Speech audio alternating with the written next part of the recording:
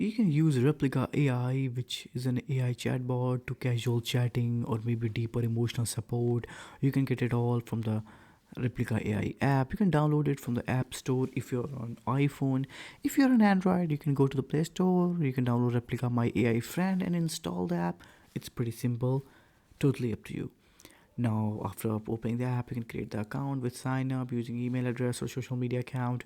You can choose your name, replica name. Okay, you can customize your avatar. You can adjust its gender, appearance, and clothing. Now you can start chatting with the conversation. You can chat in type box, or if you want to send a voice message, some versions allow that, and the same replica AI will do the same to reply the message. You can use daily activities, coaching and support. You can role play and storytelling, customize your relationship with the replica AI like friend to mentor, and that's up to you totally. It's more like an AI companionship partner that can help you in some day of your life. So this was how you can use Replica AI, which is very simple actually. You don't need to know much more about AI and technology to use this app. It's a basic AI chatbot like other chatbots, but with more emotional supportive nature.